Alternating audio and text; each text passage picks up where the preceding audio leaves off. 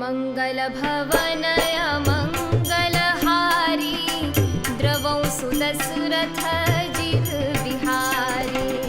भूप बचन सुनि सहज सुहाए जरित कनक मणि पलक डसाए। सुभग सुरभि पया फेन समाना कोमल कलित सुपेती नाना। उपबरहन बरनि न जाहि सृग सुगंध मणि मंदिर माहि।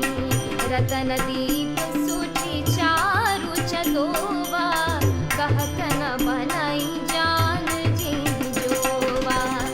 सेज रुचिर रचि राम उठाए प्रेम समेत पलंग पोढ़ाए। आज्ञा पुनि पुनि भाइन दीन्हि निज निज सेज शयन तीन कीन्हि। देखि श्याम मृदु मंजुल गाता कहहि सप्रेम बचन सब माता। मारग जात भयावनि भारी केहि विधि तात ताड़का मारी। मंगल भवन या मंगल हारी द्रवौ सुदशरथ अजिर बिहारी। घोर निशाचर बिकट भटा समर गनहि नहीं काहू। मारे सहित सहाय किनी खल मारीच सुबाहु। मंगल भवन या मंगल हारी द्रवौ सुदशरथ अजिर बिहारी। मुनि प्रसाद बलि तात तुम्हारी ईस अनेक करवरे तारी। मख रखवारी करि दुहु भाई गुरु प्रसाद सब विद्या पाई। मुनि तिय तरी लागत पग धूरी कीरति रही भुवन भरिपूरी। कमठ पीठि पविकूट कठोरा नृप समाज महु शिवधनु तोरा। विश्व विजय जसु जानकी पाई आहे भवन ब्याहि सब भाई। सकल अमानुष कर्म तुम्हारे केवल कौशिक कृपा सुधारे। आज सुफल जग जन्म हमारा देखि तात विधु बदन तुम्हारा। जे दिन गए तुम्हि बिनु देखे ते बिरंचि जनि बारहि लेखे। मंगल भवन या मंगल हारी द्रवौ सुदशरथ अजिर बिहारी। राम प्रतोषी मातु सब कहि विनीत बर बैन।